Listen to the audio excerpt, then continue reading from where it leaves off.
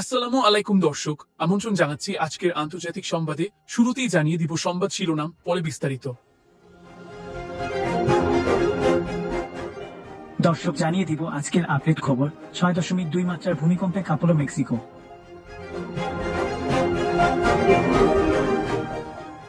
আরো জানিয়ে দিব হামাসের সঙ্গে চুক্তিতে মরিয়া ইসরায়েল, যা বললেন গোল্ডবার্গ।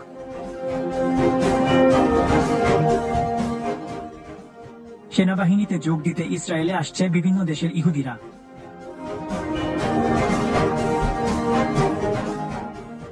আরো জানবেন টিউলিপকে নিয়ে টেনশনে যুক্তরাজ্য সরকার।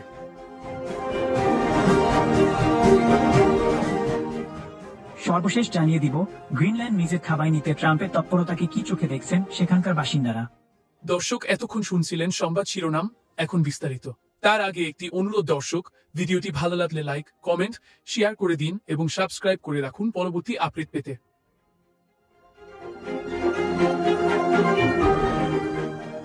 মেক্সিকোর উত্তর পশ্চিমাঞ্চলে 6.2 মাত্রার ভূমিকম্প আঘাত হেনেছে। মার্কিন ভূতাত্ত্বিক জরিপ এ তথ্য নিশ্চিত করেছে, তবে এ ঘটনায় এখন পর্যন্ত কোনো হতাহত বা ক্ষয়ক্ষতির খবর পাওয়া যায়নি। রোববার 12 জানুয়ারি বিকেলের দিকে আঘাত হানা ভূমিকম্পটির কেন্দ্রস্থল ছিল কোলুকম্যান ডি ভ্যাজকুয়েজ প্যালারেস থেকে 8 কিলোমিটার দূরে। এটি দেশটির রাজধানী মেক্সিকো সিটিতে প্রায় 600 কিলোমিটার পশ্চিমে অবস্থিত, যেখানে প্রায় 20,000 মানুষের বসবাস।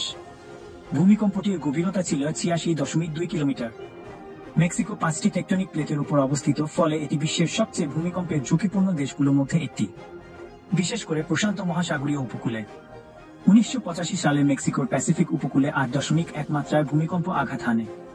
এতে দেশটিতে হাজার হাজার মানুষ মারা যান, বিশেষ করে কেন্দ্র ও দক্ষিণ মেক্সিকোতে।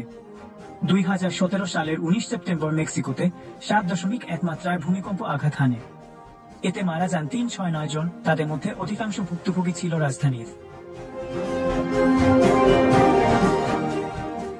সম্প্রতি হামাসের সঙ্গে বন্দি বিনিময় আলোচনায় অগ্রগতি হওয়ার পর গাজা উপত্যকা থেকে দ্রুতই নিজেদের সেনা প্রত্যাহারের পরিকল্পনা অনুমোদন করেছে ইসরায়েল। ইসরায়েলি সংবাদ মাধ্যমগুলো জানিয়েছে, ইসরায়েল ও হামাসের মধ্যে বন্দি বিনিময় চুক্তির 90% বিবরণ ইতোমধ্যেই চূড়ান্ত হয়েছে।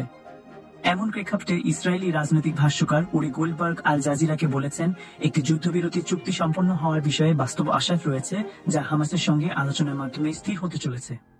তবে এটি হামাসের চেয়ে ইসরায়েলের অবস্থানের সঙ্গে বেশি সম্পর্কিত। গোল্ডবার্গ বলেন, আমার মনে হয় নবনির্বাচিত মার্কিন প্রেসিডেন্ট ডোনাল্ড ট্রাম্পের জন্য কিছু করে দেখানোর একটা চাপ কাজ করছে ইসরায়েলের উপর। তবে হামাসের উপর কোন রকম চাপ নেই, কেননা যুদ্ধ শুরুর পর থেকেই হামাস তার দাবিতে এবং আলোচনার অবস্থানে খুব স্থির রয়েছে।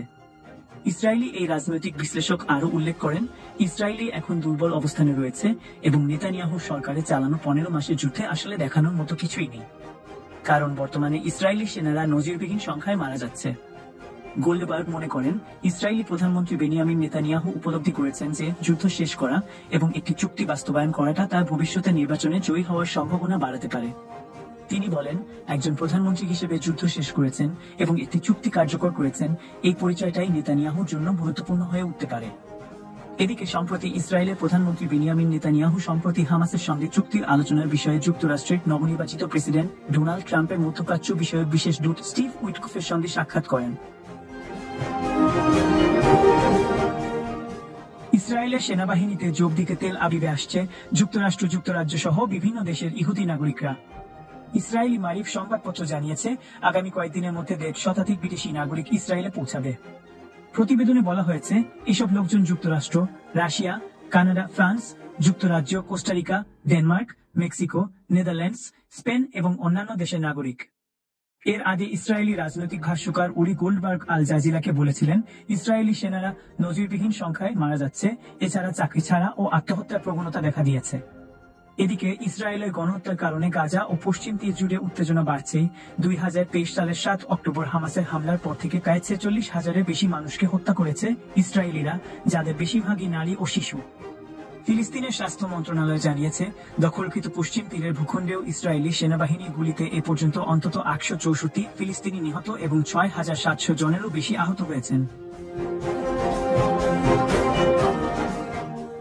যুক্তরাজ্যের ক্ষমতাসীন লেবার পার্টির মন্ত্রী টিউলিপ সিদ্দিকের নানা কেলেঙ্কারির খবর সামনে আসছে। বাংলাদেশে আওয়ামী লীগ সরকারের পতনের পর থেকেই তার একের পর এক অপকর্মের অভিযোগ তুলে থেকে বেরোচ্ছে। এমন পরিস্থিতিতে যুক্তরাজ্যের রাজনীতিতেও টিউলিপের অবস্থান নড়বড়ে হতে শুরু করেছে, পাশাপাশি সরকারেও বিরোধী দল থেকে তার পদত্যাগের প্রস্তাবও উঠছে। এরই মধ্যে লেবার পার্টি টিউলিপের বিকল্প খোঁজা শুরু করেছে বলেও খবর এসেছে। টিউলিপ সিদ্দিক ব্রিটেনের লেবার মন্ত্রিসভার সদস্য। তিনি economic secretary to the treasury and city minister হিসেবে দায়িত্ব পালন করছেন। তার কাজ যুক্তরাজ্যের অর্থবাজারের ভেতরের দুর্নীতি সামলানো। তিনি বাংলাদেশের ক্ষমতাচ্যুত প্রধানমন্ত্রী ও আওয়ামী লীগ সভাপতি শেখ হাসিনার বোন শেখ রেহানার মেয়ে। বাংলাদেশে অবকাঠামো নির্মাণ প্রকল্প থেকে টিউলিপের পরিবার ৩.৯ বিলিয়ন পাউন্ড পর্যন্ত অর্থ আত্মসাৎ করেছে বলে যে অভিযোগ উঠেছে, সেই সংক্রান্ত তদন্তে তার নাম এসেছে। বাংলাদেশের দুর্নীতি দমন কমিশন দুদক এ তদন্ত করছে। বাংলাদেশে 9 প্রকল্পে ৮০,০০০ কোটি টাকা অনিয়ম ও দুর্নীতি অভিযোগে টিউলিপ সিদ্দিক, তার খালা শেখ হাসিনা, মা শেখ রেহানা ও শেখ হাসিনার ছেলে সজীব ওয়াজেদের বিরুদ্ধে অনুসন্ধান করছে দুদক। এরই মধ্যে শেখ হাসিনা, তার বোন শেখ রেহানা সহ তাদের পরিবারের সব সদস্যের ব্যাংক হিসাবে তথ্য তলব করা হয়েছে। শেখ রেহানার ছেলে রাদওয়ান মুজিব সিদ্দিক বুবি, 2 মেয়ে টিউলিপ রিজওয়ানা সিদ্দিক ও আজমিনা সিদ্দিক রূপন্তী হিসাবে তথ্য চাওয়া হয়েছে। বাংলাদেশ ব্যাংকের আর্থিক গোয়েন্দা বিভাগ Bangladesh financial intelligence unit BFIU দেশের ব্যাংক ও আর্থিক প্রতিষ্ঠানের কাছে এ সংক্রান্ত নির্দেশনা পাঠিয়েছে। এক্ষেত্রে মানি লন্ডারিং প্রতিরোধ বিধিমালা সংশ্লিষ্ট ধারা প্রযোজ্য হবে। এর বাইরে ফ্ল্যাট বিতর্কেও জড়িয়েছেন ব্রিটিশ মন্ত্রী টিউলিপ। সম্প্রতি ব্রিটিশ সংবাদ মাধ্যম ফিনান্সিয়াল টাইমসের এক প্রতিবেদনে বলা হয়, লন্ডনে তাকে একটি ফ্ল্যাট দেন আব্দুল মোতালিফ নামের একজন আবাসন ব্যবসায়ী, তবে ওই ফ্ল্যাটের বিনিময়ে কোনো অর্থ পরিশোধ করতে হয়নি। ওই ব্যবসায়ী ক্ষমতাচ্যুত শেখ হাসিনার ঘনিষ্ঠ। বিনামূল্যে ফ্ল্যাট হস্তান্তরের তথ্য মিলেছে যুক্তরাজ্যের ভূমি নিবন্ধন সংক্রান্ত নথিপত্রে। আব্দুল মোতালিফ ফিনান্সিয়াল টাইমসের কাছে কিংস ক্রসের ওই ফ্ল্যাট কেনার কথা স্বীকার করেছেন, তবে পরে সেটি নিয়ে কি করেছেন তা নিয়ে কিছু বলতে চাননি। টিউলিপের ওই ফ্ল্যাট পাওয়ার সঙ্গে আওয়ামী লীগের সংশ্লিষ্টতার খবর ভুল বলে দাবি করেন টিউলিপের একজন মুখপাত্র। গ্রিনল্যান্ডের প্রধানমন্ত্রী সবাইকে ঐক্যবদ্ধ ও শান্ত থাকতে বলেছেন। ডোনাল্ড ট্রাম্প একটি মন্তব্য করে ন্যাটো মিত্রদের সঙ্গে বৈশ্বিক দ্বন্দ্বকে আবার তাতিয়ে তোলার পর তার এ আহ্বান এলো। যুক্তরাষ্ট্রের নবনির্বাচিত প্রেসিডেন্ট ট্রাম্প গত মঙ্গলবার বলেছেন, গ্রিনল্যান্ডকে নিয়ন্ত্রণে নেওয়ার জন্য শুল্ক আরোপের কৌশল অথবা সামরিক শক্তি প্রয়োগ করতে তিনি প্রস্তুত। ট্রাম্পের মন্তব্যের জেরে গ্রিনল্যান্ডের প্রধানমন্ত্রী নিউট এগেদে বলেছেন, গ্রিনল্যান্ডের মালিক গ্রিনল্যান্ডবাসী। গত বৃহস্পতিবার যুক্তরাজ্যের পররাষ্ট্রমন্ত্রী ডেভিড ল্যামি বলেছেন, যুক্তরাষ্ট্রের গ্রিনল্যান্ড দখল করা হয়ে উঠবে না। অধিগ্রহণের বিষয়ে ট্রাম্পকে হুঁশিয়ারি দিয়েছে জার্মানি আর ফ্রান্সও। এদিকে ট্রাম্পের বড় ছেলে ডোনাল্ড ট্রাম্প জুনিয়র গত মঙ্গলবার অঞ্চলটিতে পা রেখেছেন। তিনি ৫৭,০০০ জনসংখ্যাকে গ্রিনল্যান্ডকে আবারও মহিমাময় করার প্রতিশ্রুতি দিয়েছেন। ট্রাম্প দিকটি নিয়ে এ বিতর্কের সূচনা করেছিলেন ২০১৯ সালে। তখন তিনি বলেছিলেন, গ্রিনল্যান্ডের জন্য দর হাঁকার কথা ভাবছেন। বিষয়টিকে তিনি নিতান্তই ভূসম্পত্তি কেনাবেচা হিসেবে বর্ণনা করেছিলেন। গ্রিনল্যান্ড ১৯৫৩ সাল পর্যন্ত ডেনমার্কের একটি উপনিবেশ ছিল। বর্তমানে এটি ডেনমার্কের অধীনে থাকা একটি স্বায়ত্তশাসিত অঞ্চল। ২০০৯ সালে ভোটের মাধ্যমে দ্বীপটি স্বাধীনতা দাবি করার অধিকার অর্জন করে। দ্বিতীয় বিশ্বযুদ্ধের সময় জার্মানির নাৎসি বাহিনী ডেনমার্ক অধিকৃত করলে যুক্তরাষ্ট্র গ্রিনল্যান্ড দখল করেছিল। ১৯৪৫ সালে দ্বীপটি ডেনমার্কের কাছে ফেরত দেওয়া হয়। দেশটির উত্তর পশ্চিমাঞ্চলে যুক্তরাষ্ট্রের একটি সামরিক ঘাঁটি রয়েছে। ট্রাম্প এমন এক সময় গ্রিনল্যান্ড অধিকার বা অধিভুক্ত করার কথা বললেন, যখন ডেনমার্কের কাছ থেকে দ্বীপটি স্বাধীনতা অর্জন নিয়ে একটি বিতর্ক চলছে।